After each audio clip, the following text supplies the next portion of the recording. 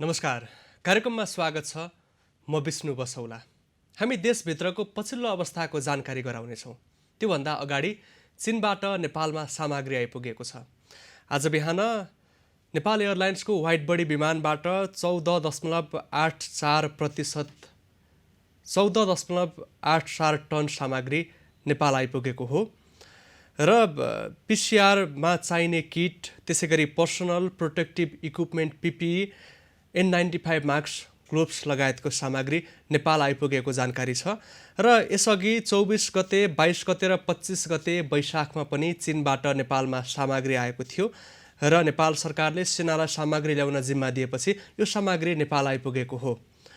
र नेपालमा अहिले स्वास्थ्य सामग्री प्रशस्त भएको नेपाल सरकारले जानकारी दिएको छ र 5 लाख व्यक्तिको परीक्षण गर्नका लागि नेपाल सरकारले तयारी गरेको बताएको छ। 3 लाख जनाको RDT विधिबाट र अन्य 2 लाख व्यक्तिको PCR विधिबाट परीक्षण गर्नको लागि नेपाल सरकारले तयारी गरेको छ। तर नेपालभित्र विभिन्न प्रयोगशालामा जडान गरिएका मेसिनमा परीक्षण गर्ने क्षमता अत्यन्तै थोरै रहेको छ। देशभित्रबाट अहिलेसम्म अधिकतम मेसिनमा जनशक्ति परिचालन गरेर मेसिनलाई 24 घण्टा सञ्चालन गरे पनि 3000 भन्दा धेरैको परीक्षण गर्न सक्ने क्षमता छैन। हामीले विभिन्न जिल्लाको पछिल्लो अवस्थाको जानकारी गराइरहेका छौँ र सम्बन्धित निकायको ध्यानाकर्षण गराइरहेका छौँ। हामीसँग यति बेला प्रदेश नम्बर 1 बाट सम्पर्कमा हुनुहुन्छ वरिष्ठ संवाददाता सचिन पोखरेल। सचिन, प्रदेश नम्बर 1 का विभिन्न ठाउँमा आज बिहान पनि संक्रमण देखा परेको खबर आएको छ। त्यस ठाउँमा पछिल्लो व्यवस्था के गरिएको छ? परीक्षणको प्रक्रिया अब कसरी अगाडि बढ्नेछ? विष्णु, पक्कै पनि पछिल्लो समय जसरी संक्रमितहरूको संख्या निरन्तर बढिरहेको अवस्था छ, सुनसरीमा हिजो साँझदेखि मध्यरात समयमा 3 जना संक्रमितहरू देखिएको अवस्था हो भने यो क्रममा प्रदेश नम्बर 1 मा हिजो दिउँसोसम्म 39 जना संक्रमित देखिएको थियो भने अहिले 45 जनाको संख्या पुगेको छ। विभिन्न 8 वटा जिल्लामा संक्रमितहरूको उपस्थिति लगभग देखिसकेको अवस्था छ र यो जुन भयावह बन्दै गएको अवस्थालाई मध्यनजर गर्दै PCR यो टेस्टको प्रक्रिया अगाडि बढाउनु पर्ने भन्ने जुन कुराहरू अगाडि बढेको छ, यसलाई प्राथमिकता दिन थालेको देखिन्छ। विष्णु, यतिखेर म सुनसरीको इटरी स्थित यो जनता बहुमुखी क्याम्पसको यो क्वारेन्टाइन क्षेत्रमा छौँ। विशेष गरी नेपालका विभिन्न क्षेत्रका सञ्चारकर्मीहरू जो फ्रन्टलाइनमा काम गर्छन् तिनीहरूमध्ये 5 जना संक्रमित भइसकेको अवस्थामा नेपाल पत्रकार महासङ्घ सुनसरीले समन्वय गरेर जिल्ला जनस्वास्थ्य कार्यालयले अहिले सुनसरीका क्रियाशील सञ्चारकर्मीहरूको स्वाब परीक्षण गर्ने क्रम भनेको कारणले यो स्थानमा अहिले सञ्चारकर्मीहरू उपस्थित भएको छ। यसको प्रक्रिया अगाडि बढिरहेको अवस्था छ र यो ठाउँबाट हामीले प्रदेश नम्बर 1 को विभिन्न स्थानको सन्दर्भमा हामीले जसरी संक्रमितहरू 45 जना पुगेको कुरा गरिरहेको छौँ, तर एउटा सकारात्मक सन्दर्भ हिजोसम्म जसरी 39 जना थिए, अझ भनौँ यो पछिल्लो 3 दिनको अवधिमा 10 जना संक्रमितहरू बढेको अवस्थामा जो 35 जना यसअघि संक्रमित भएका व्यक्तिहरू विराटनगरमा राखेको अवस्था थियो, त्यसमध्ये 17 जना बिना औषधि उनीहरू घर फर्केको अवस्था छन्। उनीहरूले कुनै पनि औषधि सेवन गर्नु परेको अवस्था होइन। त्यो अत्यन्तै सकारात्मक कुरा देख्न सकिन्छ। विशेष गरी प्रदेशवासीहरूको मनोबल बढाउनको लागि त्यो एउटा सकारात्मक देख्न सकिन्छ भने अर्कोतर्फ त्यही पहिलो चरणमा भएका 35 जनामध्ये 17 जना घर फर्किसकेको छन् भने करिब 8 जनाको स्वाब आज परीक्षण गर्ने र उनीहरूको अवस्था सामान्य भएको कारणले केही सङ्ख्याका बिरामीहरू पनि आज कोरोना मुक्त भएर आज अपराह्न अथवा भोलिसम्म उनीहरू घर फर्किने सम्भावना रहेको भनेर हामीलाई कोरोना अस्पतालको प्रशासनले जानकारी दिएको अवस्था छ। यो अत्यन्तै सकारात्मक अवस्था देखिन्छ र अर्कोतर्फ हामीले जसरी बतायौँ कि औषधि कुनै पनि प्रयोग गर्नु परेको छैन, उपचारको प्रक्रिया अगाडि बढाउनु परेको छैन, केवल यो निगरानी गरे पश्चात उनीहरू फर्किरहेको छन्। र अर्को हामीले जुन जटिल कुराहरू उठाइरहेको छौँ कि भारतीय सीमाको क्षेत्रबाट प्रदेश नम्बर 1 को इलाम, झापा, मोरङ, सुनसरीका विभिन्न नाकाबाट ठुलो सङ्ख्यामा सर्वसाधारणहरू प्रवेश गर्ने जुन प्रयास गरिरहेको छन्, उनीहरूको व्यवस्थापनको लागि नेपाली सेनाले होल्डिङ क्षेत्रहरू निर्माण गरेको छ। होल्डिङ क्षेत्र र क्वारेन्टाइन निर्माण गर्ने काम अगाडि बढाइरहेको छ भने हामीले उठाइरहेको र विशेष गरी सबैको ध्यान गएको एउटा विषयवस्तु जुन PCR को परीक्षणको दायरा बढाउनु पर्ने हो, यसतर्फ पनि प्रदेश सरकार गम्भीर बनेको हामीले देख्यौँ। विशेष गरी प्रदेश सरकारले BP कोइराला स्वास्थ्य विज्ञान प्रतिष्ठान धरानको माइक्रोबायोलोजी डिपार्टमेन्टकी प्रमुख HOD डाक्टर वसुधा खनालको नेतृत्वमा एउटा 5 सदस्यीय समिति निर्माण गरेको छ। विष्णु र त्यो 5 सदस्यीय समितिले 3 दिनभित्र एउटा प्रोटोकल सहितको प्रतिवेदन तयार गरेर निर्णय गर्ने र त्यो प्रदेश सरकारले पारित गरे पश्चात करिब 3 दिनपछि भने प्रदेशमा ठुलो सङ्ख्यामा पिसिआर टेस्टको प्रविधिलाई अगाडि बढाउने कुरा हामीले बुझ्यौँ। यसमा विशेष गरी यो पुल सिस्टम अर्थात् एकै पटकमा विभिन्न 5 जनादेखि 10 जनासम्मको स्वाब सङ्कलन गरेर परीक्षण गर्ने प्रक्रिया अगाडि बढाउने र यसले निकै ठुलो सङ्ख्यामा सर्वसाधारणको स्वाब सङ्कलन गरेर चाहिँ यो परीक्षण हुन सक्ने भनिएको छ। तर यसमा अत्यन्तै महत्त्वपूर्ण विषयवस्तु जुन हरेक व्यक्तिको स्वाब सङ्कलनको लागि आवश्यक पर्ने भिटिएम भाइरल ट्रान्सपोर्ट मिडियम हो, यो भने निकै ठुलो अभाव देखिएको छ। हामीले विराटनगरमा रहेको प्रादेशिक जनस्वास्थ्य प्रयोगशालासँग हामीले तथ्याङ्क लिएको छौँ। यसमा प्रदेशका विभिन्न स्वास्थ्य कार्यालयहरू, अस्पतालहरू र विशेष गरी प्रयोगशालामा रहेको तथ्याङ्क हेर्ने हो भने 375 थान मात्रै भिटिएम रहेको छ। यो भने अत्यन्तै गम्भीर विषयवस्तु बनेको छ। त्यो भएको कारणले केही स्थानीय तहहरूले आफै पनि भिटिएम लगायतका अत्यावश्यक सामग्री किन्न थालेको खबर आइरहेको छ। यसको अवस्था के हो? त्यसको मापदण्डको विषयमा कहाँबाट स्वीकृति लिइरहेका छन्? किन्ने प्रक्रिया कसरी अगाडि बढेको छ? पक्कै पनि विष्णु, जुन यो भिटिएम अभावको कुराहरूलाई हामीले गम्भीरताका साथ उठाइरहेको छौँ, सम्बन्धित निकायको ध्यान आकर्षण गर्ने प्रयास गरेको छौँ। हुन त सङ्घीय सरकारले यसको व्यवस्थापन गर्नुपर्ने हो भनेर हामीले बुझेको छौँ।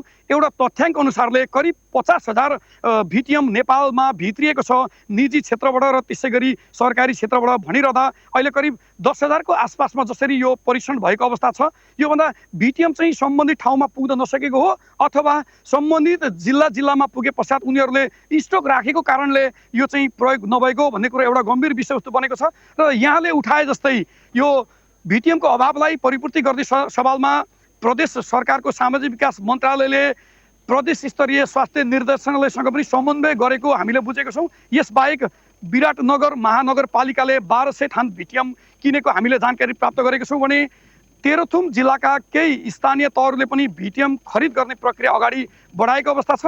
र यहाँले जुन कुरा उठाउनु भएको छ भिटिएमको अभाव पूर्ति गर्ने सवालमा विभिन्न तहको सरकारले भिटिएम खरिद गर्ने प्रक्रिया त अगाडि बढाएको हो, तर यसको गुणस्तरीय क्वालिटीको कुराहरू के हुन सक्ने हो, यसमा भने सबै पक्ष गम्भीर बन्नुपर्ने आवश्यकता देखिएको छ। विष्णु सचिन, अब विभिन्न जिल्लामा नयाँ जिल्लामा सङ्क्रमित देखा पर्ने क्रम बढेको छ। उहाँहरूसँगको कन्ट्याक्ट ट्रेसिङको काम चाहिँ कसरी अगाडि बढेको छ, त्यो कतिको प्रभावकारी छ र कन्ट्याक्ट ट्रेसिङ गर्नको लागि, नमुना सङ्कलन गर्नको लागि थप व्यवस्था के छ? विष्णु, पक्कै पनि सबै विषयवस्तुहरू जोड्दै जाँदा एउटै कुरामा आएर टुङ्गिन्छ जस्तो लाग्छ मलाई। जुन हामीले यो भिटिएम अभावको कुराहरू गरिरहेको छौँ, किनकि सङ्क्रमितको सङ्ख्या बढिरहेको छ। सङ्क्रमितको सङ्ख्या बढिरहँदा कन्ट्याक्ट ट्रेसिङको प्रक्रिया पनि अगाडि बढिरहेको देखिन्छ। हामीले सुनसरीको विभिन्न स्थानका 3 जना सङ्क्रमितहरू, 1 जना सशस्त्र प्रहरीका जवानसहित 3 जना सङ्क्रमित भए भनिरहँदा अहिले इटरी उपमहानगरपालिकाको वडा नम्बर 2 का 1 जना व्यक्ति जो सङ्क्रमित हुनुभएको छ, उहाँको कन्ट्याक्ट ट्रेसिङको लागि प्रहरी लगायतको प्रशासनिक टोली अहिले त्यहाँ पुगेको भनेर हामीले जानकारी प्राप्त गरेको छौँ। यो क्रममा हामी आशा गर्न सक्छौँ तत्काल प्रशासनिक र सुरक्षा निकायले कन्ट्याक्ट ट्रेसिङको प्रक्रियालाई अगाडि बढाएको छ। सम्बन्धित सङ्क्रमित व्यक्तिको ट्राभल हिस्ट्रीको कुराहरू खोज्ने प्रयास गरेको छ, तर उनीहरूको पहिचान भए पश्चात जसरी स्वाब सङ्कलन गर्नुपर्ने हो, निगरानी गर्ने र उनीहरूलाई समन्वय गर्ने काम त हुनसक्छ, तर त्यो स्वाब सङ्कलन गरेर परीक्षणको दायरा बढाउनको लागि जुन भिटिएम अभावको कुराहरू हामीले देखिरहेको छौँ, मैले यस अगाडि पनि यहाँलाई बताएँ कि करिब प्रदेशको विभिन्न ठुला स्वास्थ्य अस्पतालहरूदेखि लिएर सारा स्वास्थ्य संस्था र स्टकमा रहेको सङ्ख्या हेर्दाखेरि 375 थान भिटिएम जुन भनेको छौँ, यो अत्यन्तै न्यून सङ्ख्या रहेको भनेर हामीले जुन बुझ्दछौँ। त्यो भएको कारणले भिटिएमको व्यवस्थापनको लागि स्थानीय तहको सरकार होस् अथवा प्रदेश सरकार र सङ्घीय सरकार र जिम्मेवार निकायका व्यक्तित्वहरू अत्यन्तै गम्भीर बन्नुपर्ने देखिन्छ। यो गम्भीर बन्यो भने मात्रै कन्ट्याक्ट ट्रेसिङ भए पश्चात जुन पहिचान हुन्छ। सचिन, विभिन्न जिल्लाको अवस्था हेर्दा, विभिन्न प्रदेशको पछिल्लो अवस्था हेर्दा वैधानिक तवरबाट क्वारेन्टिनमा बसेका व्यक्तिलाई नेपालभित्र ल्याएर क्वारेन्टिनमा राखिएका व्यक्तिमा भन्दा भारतबाट विभिन्न क्षेत्रबाट लुकी छिपी नेपाल प्रवेश गरेका व्यक्तिमा सङ्क्रमण देखिएको छ र जोखिम पनि बढेको छ। प्रदेश नम्बर 1 का विभिन्न नाकाबाट पनि व्यक्तिहरू अवैधानिक तरिकाले नेपाल भित्रिने क्रम रोकिएको छैन। उनीहरूको तथ्याङ्क सङ्कलन गर्ने काम स्थानीय तहले कसरी गरिरहेका छन् र अब वैधानिक तवरबाट उनीहरूलाई सीमानाकामा अल्पत्र परेका व्यक्तिलाई प्रदेशभित्र भित्राउनका लागि प्रदेश सरकारको तयारी के छ? कति जति व्यक्ति ल्याएर राख्न सक्ने गरी क्वारेन्टिन निर्माण भएको छ?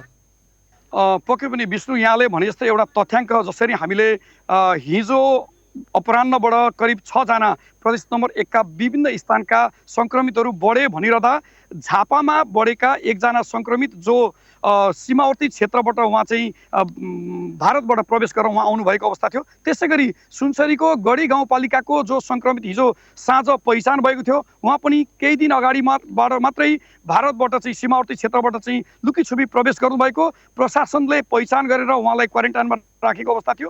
यो चिजहरू हेर्दाखेरि यहाँले उठाएको विषयवस्तु अत्यन्तै गम्भीर देखिन्छ, संवेदनशील देखिन्छ। यसतर्फ सम्बन्धित व्यक्तिहरू जो भारतको सीमावर्ती क्षेत्रबाट प्रवेश गरेका छन् उनीहरू सचेत बन्नुपर्ने देखिन्छ।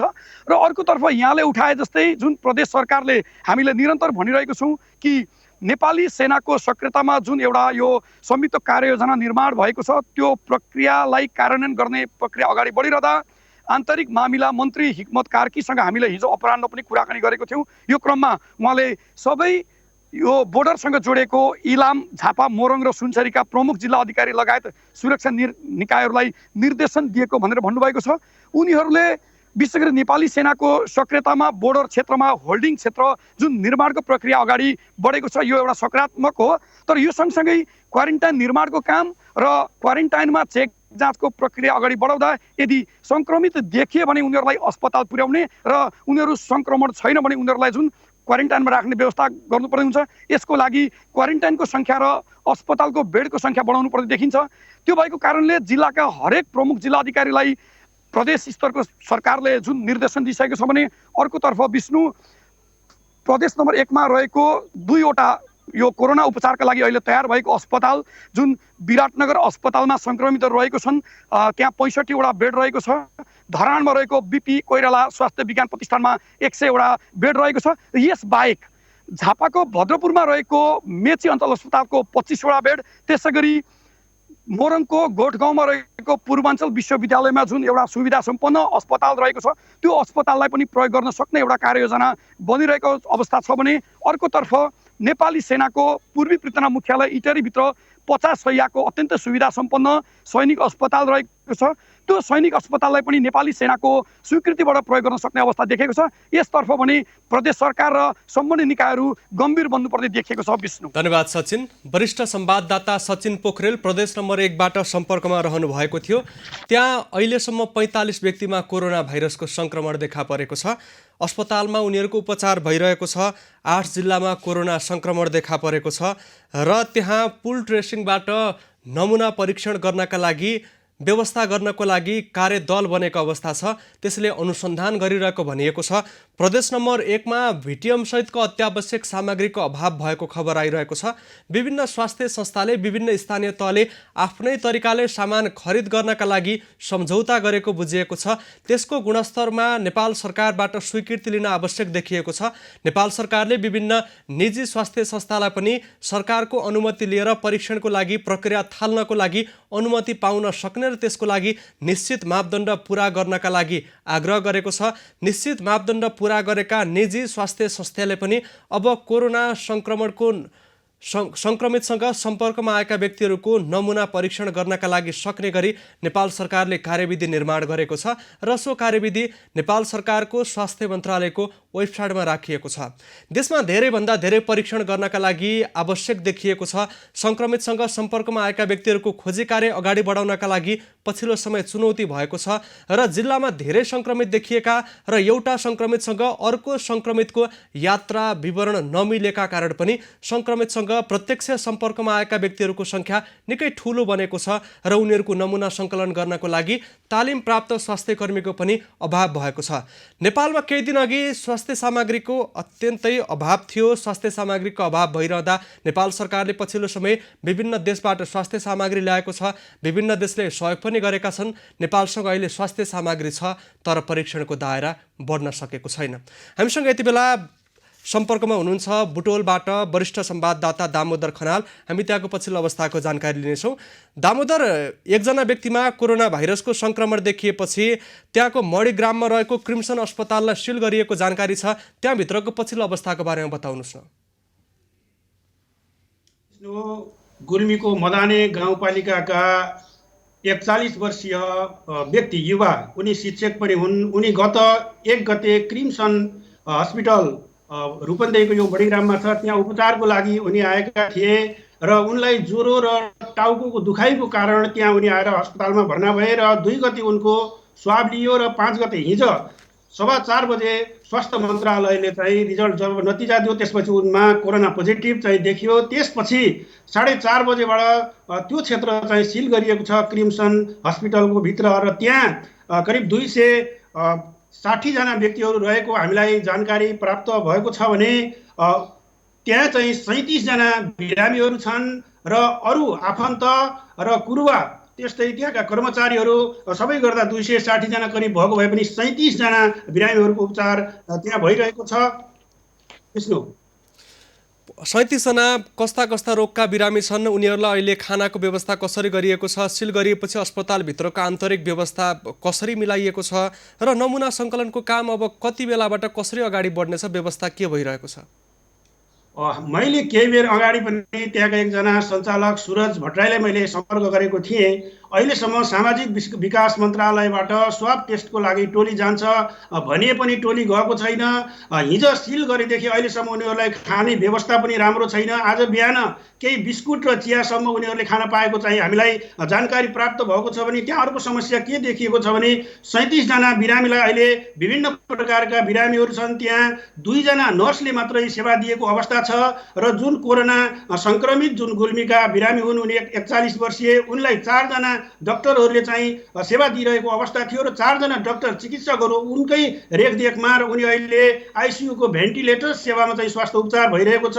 उनको अवस्था गम्भीर रहेको हामीलाई जानकारी दिएको छ र 37 जनालाई 2 जना नर्सले हेर्न पर्दाखेरि अत्यन्त समस्या भएको चाहिँ बताइएको छ र खानाको व्यवस्था पनि भएको छैन र प्रदेश सरकार मन्त्रालयबाट पनि खासै त्यहाँ चासो नदिएको चाहिँ त्यहाँका प्रशासनका कर्मचारीहरूले हामीलाई जानकारी दिएका छन्। विष्णु नमुना सङ्कलन गर्ने सम्बन्धमा के जानकारी छ?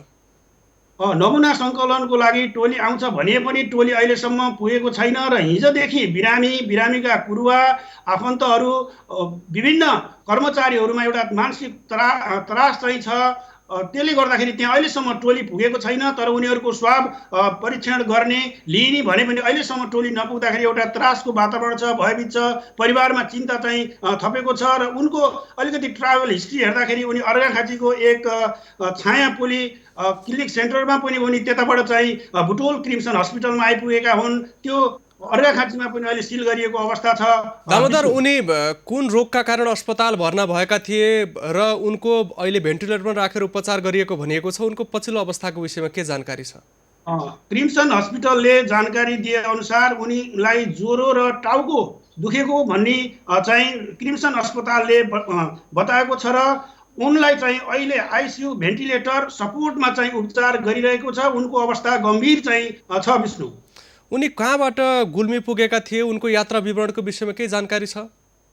उनी चाहिँ गुल्मीका चाहिँ पुरकोटका शिक्षक, उनी एक शिक्षक र उनी सामान्य बिरामी भइसकेपछि उनी अर्घाखाँचीमा रहेको छाया सेन्टरमा उनी चाहिँ पुगेका थिए। त्यसपछि त्यहाँको उपचारबाट निको नभइसकेपछि उनी 1 गते चाहिँ रूपन्देहीको मणिग्राममा रहेको क्रिम्सन अस्पतालमा आएका हुन् र उनको 2 गते स्वाब परीक्षणको लागि स्वाब लियो र त्यसपछि यहाँ रहेको प्रादेशिक अस्पतालको ल्याबमा दिएको र ल्याबले हिजो चाहिँ 5 गते मात्रै उनको चाहिँ नजिक चाहिँ सार्वजनिक गर्यो र उनीमा कोरोना पोजिटिभ देखिएपछि यो क्षेत्र अर्घाखाँची, गुल्मी र अहिले रूपन्देहीको मणिग्राम क्षेत्रको मान्छेहरू विभिन्न त्रसित छन्। अर्को कुरा म एउटा कुरा जानकारी गराउन चाहन्छु। अस्पतालका सञ्चालक सुरज भट्टराईले हामीलाई जानकारी दिए अनुसार उनको फ्रन्ट लाइनमा काम गरेर ती बिरामीको फ्रन्ट लाइनमा 125 जनाले काम गरेको लगत अस्पतालले चाहिँ निकालेको छ भने सबैको यदि टेस्ट गर्ने हो भने 260 जनाको चाहिँ स्वाब परीक्षण गर्नुपर्ने अवस्था छ। विष्णु दामोदर, 37 जना बिरामीको लागि जम्मा 2 जना व्यक्ति मात्रै हेरचाहमा भएको भन्ने पछिल्लो जानकारी आयो। बिरामीको हेरचाहको लागि थप व्यवस्था गर्नको लागि के तयारी भइरहेको छ? हो, त्यही सञ्चालकले मलाई जानकारी गराए अनुसार अहिले सबभन्दा ठुलो समस्या त्यही हो। 4 जना चिकित्सक हुनुहुन्थ्यो। 4 जना चिकित्सक चाहिँ बिरामीको रेखदेख कोरोना संक्रमितको रेखदेख गरेको हुनाले उहाँहरूले चाहिँ सेवा दिन सक्नु भएको छैन। डाक्टरले विभिन्न प्रकारका 37 जना बिरामीहरूलाई 2 जना नर्सले मात्रै सेवा दिन परिरहेको छ। कोही चाहिँ बाहिरबाट त्यस्तो अरू थप चाहिँ स्वास्थ्य कर्मीहरू गएको अवस्था चाहिँ छैन। विष्णु त्यो व्यवस्था गर्न किन नसकिएको हो? अब सञ्चालक समितिले थप चिकित्सक ल्याएर त्यसपछि स्वास्थ्यकर्मी ल्याएर व्यवस्था गर्नका लागि के जटिलता छ? अनुमति लिनका लागि कुन निकायसँग सम्बन्ध लिनुपर्ने हो? पछिल्लो जानकारी के छ? खास गरेर सञ्चालकहरूले अब प्रदेश सरकार यहाँको सामाजिक विकास मन्त्रालय स्वास्थ्य निर्देशनालयसँग सम्पर्क गरिरहेको छ र त्यहाँ टोली जाने भनेको हुनाले अब सिल गरेको छ अस्पतालमा, कोहीलाई बाहिर निक्लिने अवस्था पनि छैन किनभने सिल गर्नु पनि स्वाभाविक हो र त्यहाँ अब टोली नपुगेको हुनाले उनीहरू पनि एउटा अन्योलता छ, के गर्ने हो, यिनीहरूलाई कसरी खुवाउने हो, ती 37 जना बिरामीलाई कसरी बचाउने हो भन्ने एउटा वातावरण त्यहाँ सिर्जना भएको छ। अब यो त बाहिरबाट प्रदेशले सामाजिक विकास मन्त्रालयले यहाँको स्वास्थ्य निर्देशनालयले तत्काल त्यहाँ ध्यान दिनुपर्छ। सङ्घीय सरकारको पनि आवश्यकता हुन्छ भने टोली खटाउन जरुरी छ। दामोदर, हिजो बेलुकाबाट सिल गरिएको क्षेत्रमा अहिले 12 बज्न लाग्दा पनि नमुना सङ्कलनको लागि व्यक्तिहरू पुगेको अवस्था छैन।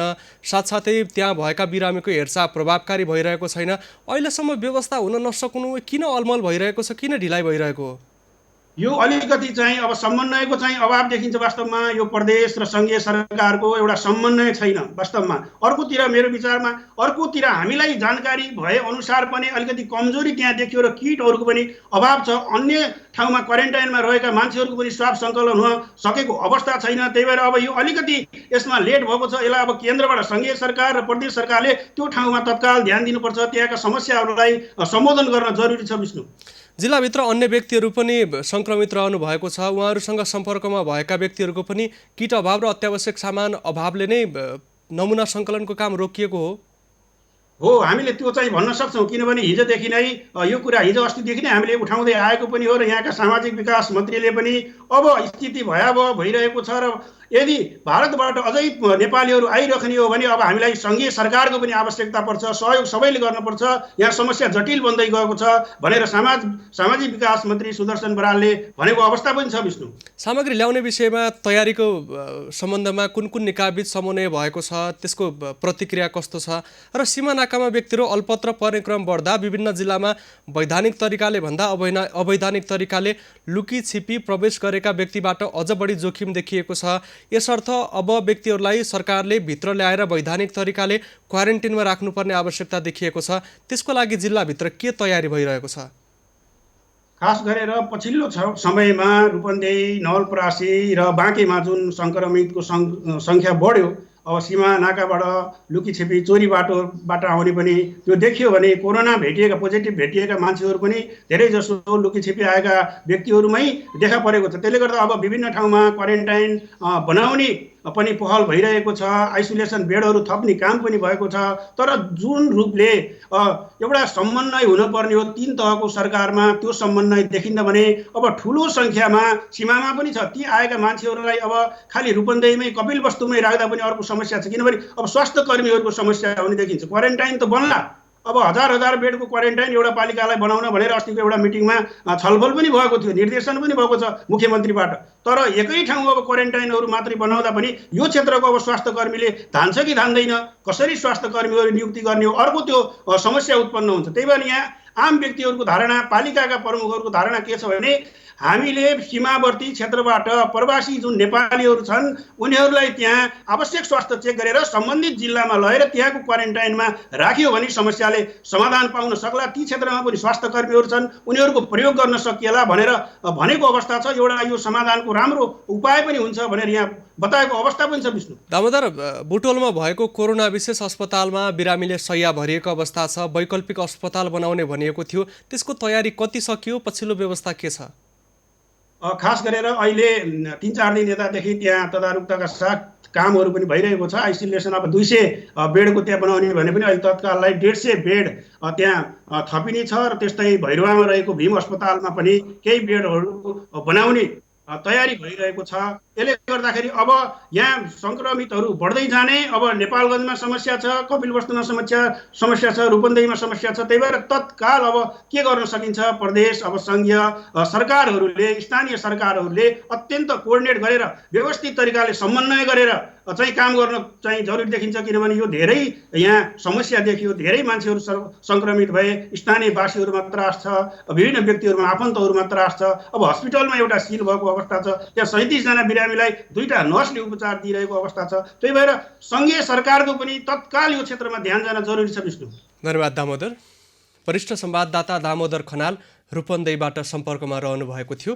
गुल्मेका एकजना बिरामी जो उपचारको लागि जेठको 1 गते क्रिम्सन अस्पताल मणिग्राममा भर्ना भएका थिए र उनको नमुना सङ्कलन गरेर पठाउँदा नमुनामा कोरोना सङ्क्रमण देखिएपछि अस्पताललाई हिजो 4 बजेबाट सिल गरिएको छ र अहिलेसम्म त्यहाँ नमुना सङ्कलन गर्नको लागि टोली नपुगेको जानकारी छ।